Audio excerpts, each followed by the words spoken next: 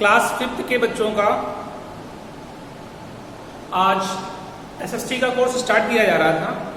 इससे पहले सभी बच्चों ने अपने इंग्लिश का लेसन फर्स्ट का वीडियो देखा होगा, हिंदी का भी आप लोगों ने वीडियो देखा होगा। अगर आप लोगों ने हिंदी और इंग्लिश का जो आपको वीडियो भेजा गया नहीं प्राप्त हुआ है, उसको आप अपने क्लास टीचर से रिक्वेस्ट करके उस लेसन से संबंधित जो वीडियो है आप उसको प्राप्त कर सकते हैं, ले सकते हैं और लेसन को आप अच्छे से समझ सकते हैं। आज आप लोगों का एसएसटी का कोर्स स्टार्ट किया जा रहा है। इसमें फर्स्ट लेसन है और लेसन का नेम है ग्लोब। यानी इस लेसन में आपको ग्लोब के बारे में यानी इस अर्थ के बारे में आपको बताया जाएगा। तो इस लेसन में अर्थ के बारे में बताया जा रहा है कि the earth is the third planet from the sun in our solar system. यानी हमारा जो ये सोलर सिस्टम है उसमें अर्थ जो है वो थर्ड प्लैनेट है, यानी तीसरा ग्रह है। Life is possible only on this planet. यानी इस प्लैनेट पर इसी प्लैनेट पर केवल लाइफ पॉसिबल है because of the presence of water and air. क्योंकि अर्थ पे ही केवल वाटर और एयर है, बाकी के जितने भी प्लैनेट हैं उन पर जो है ये चीज उपस्थित नहीं है। इसी वजह से वहां लाइफ पॉसिबल नहीं है। The earth is the home of all living things. जो ये अर्थ है जितने भी लिविंग्स हैं उनका होम है। The earth is made up of oceans, mountains, plateau, valley, rivers, plains and hills. यानी ये जो अर्थ हमारी है ये ओशन से, माउंटेन से, प्लैनेट से, प्लेट्यू से, वैली से, रिवर से, प्लेन से और हिल से, ये सभी चीजों से मिलकर के हमारी पूरी पृथ्वी बनी है। About 3/4 of the earth surface is covered with water and about 1/4 is land. यानी लगभग जो अर्थ का सरफेस है उसमें about 3/4 is covered with water. यानी 3/4 जो है पार्ट वो उसमें वाटर है एंड अबाउट 1/4 इज लैंड। यानी 1/4 भाग में ही केवल पृथ्वी मतलब ये जमीन है और उसी में ही लोग रहते हैं, सारे जीव रहते हैं। The largest water bodies are called ocean. यानी जो लार्जेस्ट वाटर बॉडी होता है उसको हम क्या बोलते हैं? ओशन बोलते हैं। And the largest land masses are called continent. और जो जमीन का बड़ा भाग होता है उसको हम क्या बोलते हैं? कॉन्टिनेंट बोलते हैं। यानी हमारी ये जो अर्थ है, हमारा ये जो संसार है वो 2 भागों में डिवाइडेड है। एक तो वाटर बॉडीज और एक लैंड बॉडीज। वाटर बॉडीज को हम ओशन बोलते हैं और जो लैंड बॉडीज है उसको हम कॉन्टिनेंट्स बोलते हैं। तो इस चैप्टर में स्टार्ट होते हैं। टॉपिक है about the earth. Long ago people believe that the earth is flat like a coin and if one reach the earth of the earth one would fall off the edge into the space. यानी पहले लोग जब science इतनी develop नहीं थी, लोगों को हमारे इस अर्थ के बारे में ज्यादा जानकारी नहीं थी, तो उस समय लोगों का विश्वास था कि जो हमारी अर्थ है ये एक कॉइन की तरह, सिक्के की तरह बिल्कुल फ्लैट है, चपटी है बिल्कुल। और उनका ऐसा विश्वास था यदि कोई व्यक्ति लगातार इस अर्थ पर चलता रहे आगे की ओर तो एक दिन ऐसा आएगा कि वो पृथ्वी के नीचे गिर जाएगा। ऐसा पहले लोगों का विश्वास था, ऐसा लोग पहले मानते थे। Some sailors from Spain led by Christopher Columbus set out on a voyage of discovery. Some sailors, कुछ जो नाविक थे फ्रॉम स्पेन, स्पेन के, जिसमें से क्रिस्टोफर कोलंबस थे, उन्होंने इस विषय में एक खोज के लिए यात्रा प्रारंभ की कि देखते हैं कि ये पृथ्वी का अंत कहां पर होता है। The journey undertaken by Ferdinand Magellan prove that the earth is round. ये जर्नी काफी दिनों तक चलती रहती है और इस जर्नी को आगे कंप्लीट करते हैं जिनका नेम था फर्डिनेंड मैगेलन। उन्होंने इस यात्रा को पूरा किया एंड प्रूव दैट, और उन्होंने ये प्रूव किया the earth is round.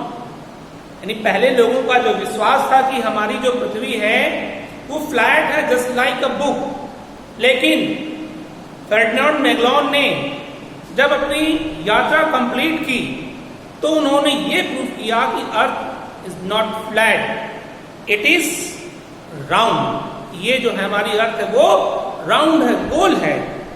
It is also prove that if one travels around the earth continuously in one direction he would reach the place from where he had started।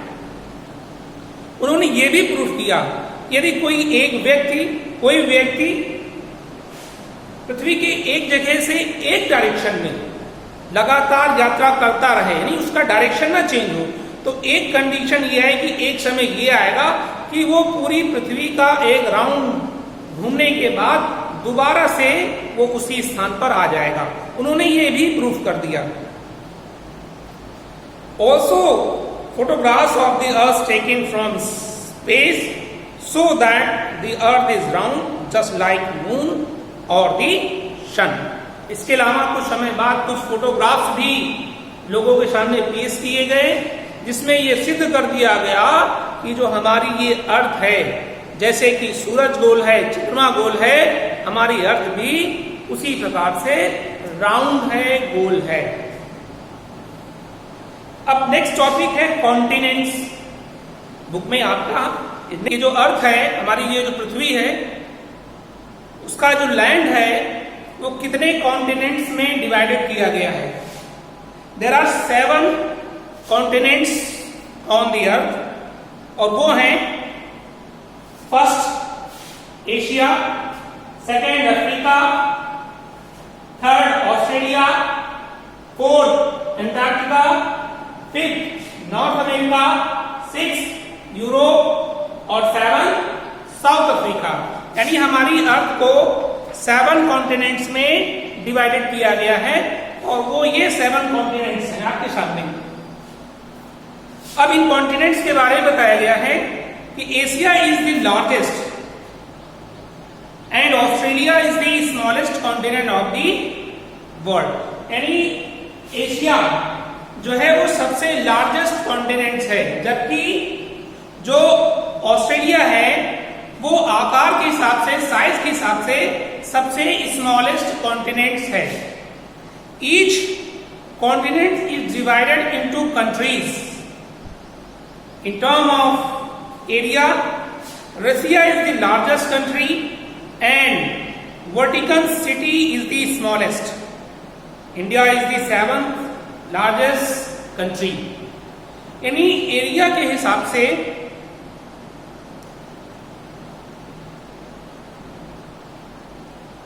रसिया जो है वो सबसे largest country है and Vatican city is the smallest. India जो है वो 7th largest country है, यानी पूरे वर्ल्ड में अगर एरिया के हिसाब से कैलकुलेट किया जाए तो इंडिया का स्थान जो है वो 7th स्थान आता है। अब नेक्स्ट टॉपिक है ओशियन, यानी आपको ओशियंस के बारे में बताया जाएगा। कॉन्टिनेंट्स के बारे में आपने पढ़ा, 7 कॉन्टिनेंट्स है, सबसे लार्जेस्ट एशिया और सबसे स्मॉलेस्ट ऑस्ट्रेलिया। अब है ओशियंस के बारे में पढ़ते हैं कि हमारी अर्थ पर कितने ओशियंस हैं। तो there are 7 continents of the world are separated from each other by stretches of water called ocean। यानी जो हमारे अर्थ की जो सरफेस है, अर्थ के जो लैंड सरफेस है, वो लैंड सरफेस एक दूसरे से जो डिवाइडेड होते हैं वाटर से, यानी एक ह्यूज बॉडी ऑफ वाटर उनको सेपरेट करती है। उस ह्यूज वाटर ऑफ बॉडी को हम क्या बोलते हैं? ओशियन बोलते हैं। और हमारी इस अर्थ पर कुल कितने ओशियंस हैं, यानी हमारी अर्थ का जो वाटर बॉडीज है उसको कुल कितने पार्ट्स में डिवाइडेड किया गया है, कितने ओशियंस के रूप में उसको डिवाइडेड किया गया है? टोटल 5 पार्ट्स में। कितने पार्ट्स में? 5 पार्ट्स में। फर्स्ट है पैसिफिक ओशियन, ध्यान दें, फर्स्ट है पैसिफिक ओशियन, सेकंड है अटलांटिक ओशियन, थर्ड है इंडियन ओशियन, फोर्थ है आर्कटिक ओशियन और फिफ्थ है एंटार्क्टिक ओशियन। यानी हमारी जितनी भी अर्थ की वाटर बॉडीज हैं उसको 5 पार्ट्स में डिवाइडेड किया गया है, जबकि लैंड सरफेस को 7 कॉन्टिनेंट्स में डिवाइडेड किया गया है। अब हम नेक्स्ट टॉपिक है इस लेसन में ग्लोब, यानी ग्लोब के बारे में पढ़ते हैं हम लोग। इसके बारे में, ग्लोब के बारे में। ग्लोब क्या होता है ये सभी बच्चे जानते होंगे। कह रहे हैं कि the earth is a huge body. To study the earth we use a globe. A globe is a small model of the earth. It shows the correct shape, size and location of various continents, countries and cities on the earth. It is also shows the oceans and rivers on the earth. यानी जो globe होता है एक huge body होता है, एक model है to study दी अर्थ, यानी अर्थ को स्टडी करने के लिए एक मॉडल होता है जिसको हम क्या बोलते हैं? ग्लोब बोलते हैं। A globe is a small model of the earth. It shows the correct shape, size and location of various continents. यानी हमारे अर्थ पर कितने कॉन्टिनेंट्स हैं, कितने ओशंस हैं, इनकी क्या लोकेशंस हैं, उनकी एग्जैक्ट पोजीशन को इस ग्लोब के माध्यम से बताया जाता है। It also shows the oceans and river on the अर्थ। यानी अर्थ पर ओशंस की क्या लोकेशन है, रिवर्स की क्या लोकेशंस है, इस ग्लोब को देख करके हम पता लगा सकते हैं, जानकारी प्राप्त कर सकते हैं। We can also see which countries are near each other and which are on the opposite side of each other। यानी उस ग्लोब के माध्यम से, इस ग्लोब के माध्यम से हम ये देख सकते हैं कि कौन सा देश किस देश के बगल में है, और या फिर कौन सा देश किस देश के पीछे स्थित है। यानी ग्लोब बिल्कुल राउंड है, जैसा कि आप लोगों ने देखा भी होगा और आपको फिगर में हम दिखा दे रहे हैं, बिल्कुल राउंड होता है। और उसमें विभिन्न कंट्रीज के जो फिगर हैं वो ओशंस के हैं और कॉन्टिनेंट्स हैं वो शो होते हैं, इसमें दर्शाए हुए होते हैं। अब इस ग्लोब के बारे में स्टडी करते हैं। The top most point of the globe is the north pole. यानी ग्लोब का जो टॉप मोस्ट पार्ट होता है उसको हम क्या बोलते हैं? क्या बोलते हैं हम लोग? नॉर्थ पोल बोलते हैं। क्या बोलते हैं? नॉर्थ पोल बोलते हैं। And the bottom most point is the south pole. और इस ग्लोब का जो बॉटम पॉइंट होता है, जो नीचे का हिस्सा होता है, उसको हम क्या बोलते हैं? क्या बोलते हैं? साउथ पोल बोलते हैं। We can see a line running exactly through the middle of the globe in the east west direction is called the equator। यानी हम ये देख सकते हैं कि इस ग्लोब में ईस्ट से वेस्ट डायरेक्शन में एक पैरेलल लाइन गई हुई है। क्या गई हुई है? एक पैरेलल लाइन गई हुई है। इस पैरेलल लाइन को हम क्या बोलते हैं? इक्वेटर बोलते हैं। जैसा कि आप लोगों ने फिगर में देखा भी है, आपकी बुक्स में भी है कि ऊपर वाले पार्ट्स को क्या बोलते हैं? हम नॉर्थ पोल बोलते हैं। जो बॉटम पॉइंट्स पार्ट्स होता है इसको हम क्या बोलते हैं? साउथ पोल बोलते हैं। और जो मिडिल लाइन होती है उसको हम क्या बोलते हैं? इक्वेटर बोलते हैं। अब नेक्स्ट टॉपिक है लैटिट्यूड। ये तीनों आप लोग समझ चुके हैं, ऊपर नॉर्थ, सेंटर, इक्वेटर और नीचे का साउथ। अब हम लोग पढ़ते हैं लैटिट्यूड के बारे में। ये लैटिट्यूड्स क्या है? ऑन अ ग्लोब, यानी जब आप लोग ग्लोब को देखेंगे तो उस ग्लोब में we can see a network of lines dividing the earth vertically and horizontally. जब हम ग्लोब को देखते हैं तो वो ग्लोब में बहुत सारी लाइंस होती हैं। कुछ लाइन जो होती हैं वो वर्टिकली होती हैं और कुछ लाइन जो है वो ऊपर से नीचे की ओर यानी हॉरिजॉन्टली होती हैं। The equator and the lines which runs parallel to it called the parallel or latitude. Globe में जो लाइंस इक्वेटर के पैरेलल चलती हैं, क्या चलती हैं? इक्वेटर के पैरेलल चलती हैं, उनको हम क्या बोलते हैं? पैरेलल और या फिर लैटिट्यूड्स बोलते हैं। यानी इक्वेटर की ये जो समानांतर रेखाएं चल रही हैं, इनको हम क्या बोलते हैं? क्या बोलते हैं इनको? लैटिट्यूड्स बोलते हैं। क्या बोलते हैं? लैटिट्यूड्स बोलते हैं। Some important parallels of latitudes are, यानी कुछ इंपॉर्टेंट जो लैटिट्यूड्स हैं वो आपको सामने शो है, दिख रही है। फर्स्ट है The Tropic of Cancer. First क्या है? The Tropic of Cancer. It is lies at the distance of 23 and 1/2 degree north from the equator. यानी जो सेंट्रल लाइन है इक्वेटर, जो इक्वेटर है उससे नॉर्थ डिग्री पर 23 and 1/2 डिग्री नॉर्थ पर जो लाइन होती है उसको हम क्या बोलते हैं? ट्रॉपिक ऑफ कैंसर बोलते हैं। Next is tropic of Capricorn. क्या है? ट्रॉपिक ऑफ कैप्रिकॉर्न, जैसा कि आप लोग देख रहे होंगे, वो इक्वेटर के साउथ डायरेक्शन में है। ये क्या है? इक्वेटर जो सेंटर में लाइन है, पैरेलल लाइन, उससे नीचे की ओर यानी साउथ पोल की ओर जो लैटिट्यूड्स हैं उसको हम क्या बोलते हैं? Tropic of Capricorn. और इसकी सिचुएशन क्या है? ये 23.5 डिग्री साउथ पर है, इससे इक्वेटर से। अब next is the Arctic circle. Next is the Arctic circle.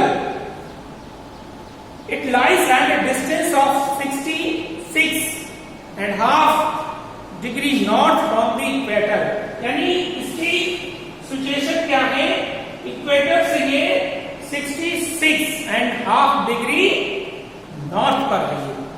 कितने पर है ये? इक्वेटर से अगर इसकी डिस्टेंस देखी जाए तो ये 66 डिग्री नॉर्थ पर है। अब next is Antarctic circle. Next is Antarctic circle. इसकी क्या सिचुएशन है? इक्वेटर से अर्थ पर it is similar to Arctic circle, यानी जिस प्रकार से नॉर्थ पर आर्कटिक सर्कल है वैसे ही साउथ पोल पर जो है एंटार्क्टिक सर्कल है, और ये इक्वेटर से इसकी डिस्टेंस 66.5 डिग्री साउथ पर है। क्या है इसकी स्थिति? क्या है इसकी? 66.5 degree south from the equator. तो आप लोगों ने लैटिट्यूड्स के बारे में पढ़ा। कुछ मेन लैटिट्यूड्स आपको बता रखे हैं। सेंटर उसको इक्वेटर से लिया गया है, ऊपर नॉर्थ की ओर ट्रॉपिक ऑफ कैंसर, और उससे ऊपर आर्कटिक सर्कल। इक्वेटर के साउथ पोल पे अगर हम चलते हैं तो ट्रॉपिक ऑफ कैप्रिकॉर्न, और फिर next Antarctic circle.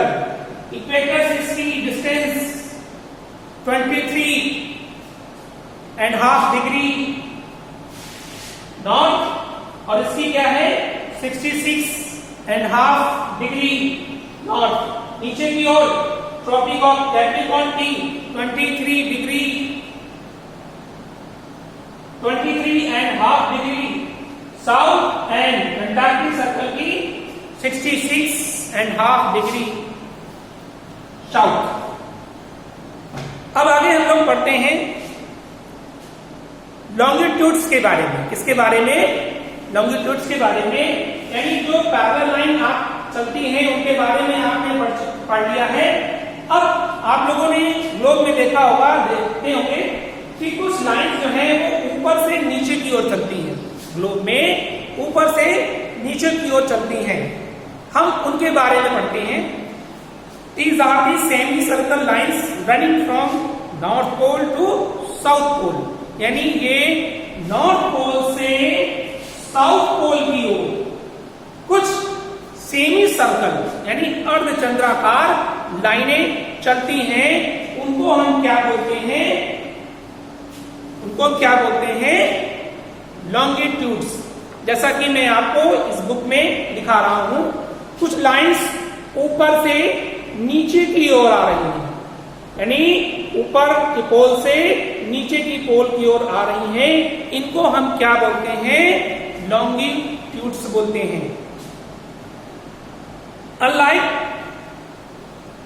Latitudes, all longitudes are of equal length. यानी अब थोड़ा सा लॉन्गिट्यूड्स के बारे में बताया जा रहा है आपको, कि जैसा कि आपको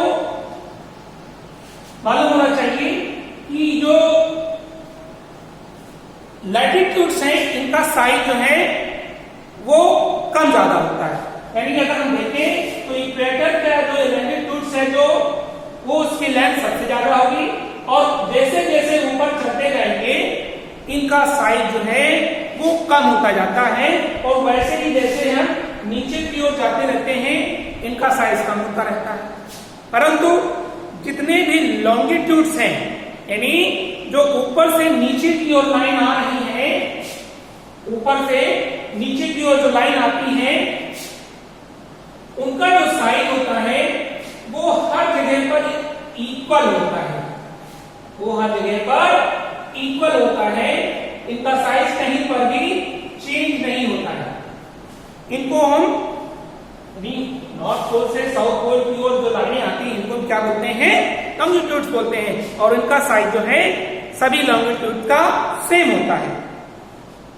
it was difficult to number the longitudes, यानी इन लॉन्गिट्यूड्स की काउंटिंग भी थोड़ा सा कठिन है।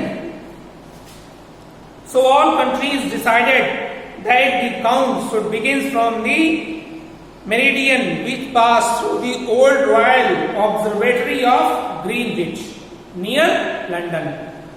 तो वर्ल्ड के जितने भी, संसार के जितने भी कंट्रीज हैं, उनके साइंटिस्ट ने मिल करके ये डिसाइड किया कि जितनी भी लॉन्गिट्यूड्स हैं इनकी स्टार्टिंग काउंटिंग की कहीं ना कहीं से स्टार्ट की जाए।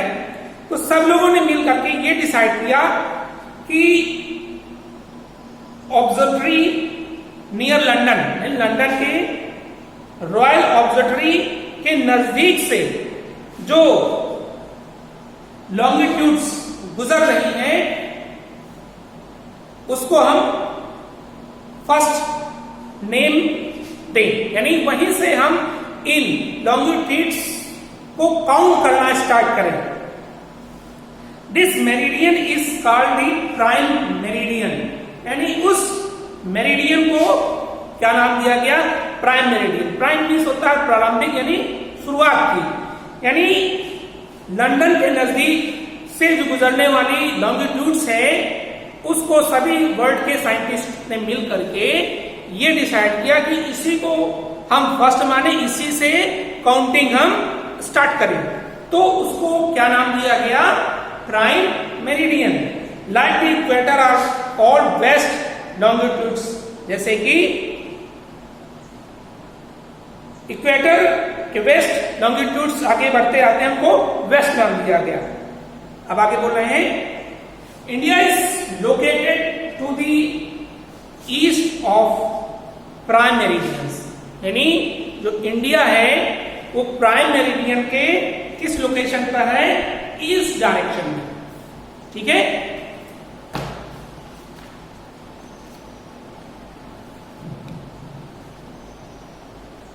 नेक्स्ट टॉपिक है इस लेसन में अर्थ ग्रिड। नेक्स्ट टॉपिक है earth grid. In a globe the lines of latitudes and the lines of longitudes intersects each other at right angles। यानी ग्लोब में जो लॉन्गिट्यूड्स हैं और जो लैटिट्यूड्स हैं ये एक दूसरे को 90 एंगल पर इंसर्ट 90 एंगल पर एक दूसरे को काटते हैं। The grid is a network of both these lines drawn on the globe. यानी जितने भी लॉन्गिट्यूड्स हैं, लैटिट्यूड्स हैं, ये सभी एक दूसरे को काटते हैं और एक प्रकार का जाल या नेटवर्क बनाते हैं। This grid is very helpful to locate a place on a globe or a map। यानी मैप पर इन्हीं ग्रिड की हेल्प से एग्जैक्ट पोजीशन या लोकेशन किसी स्थान की हम बता सकते हैं। यानी अगर हम ग्लोब में किसी कंट्री की लोकेशन हमको जाननी है तो हमें उस कंट्री के नजदीक से गुजर रही लॉन्गिट्यूड्स और लैटिट्यूड्स के बारे में जानकारी होना जरूरी होता है। उन्हीं की हेल्प से हम उस जगह की लोकेशन को एग्जैक्टली हम लोकेट कर सकते हैं। इसमें एक एग्जांपल बता रखा है। For example, if we know that Delhi is 23.38 degree north and it's longitude is at 77.12 degree east. यानी यदि हमें मालूम है कि जो दिल्ली की लोकेशन है वो 23.38 डिग्री नॉर्थ है एंड इट्स लैटिट्यूड्स की जो सिचुएशन है वो 77.12 डिग्री ईस्ट है, we can easily locate a point. हम उस पॉइंट को बड़ी इजीली लोकेट कर सकते हैं। Where these two lines cross each other, यानी जहां पर ये दोनों लाइन एक दूसरे को क्रॉस करती हैं वही पॉइंट्स होगा कौन सा? 23.38 डिग्री नॉर्थ और 77.12 डिग्री ईस्ट। और वो क्या है? दिल्ली की लोकेशन है। This point will give us the exact location of Delhi. यानी वो पॉइंट जो है दिल्ली की एग्जैक्ट लोकेशन बताएगा। अब नेक्स्ट टॉपिक है इस लेसन में इंटरनेशनल डेटलाइन।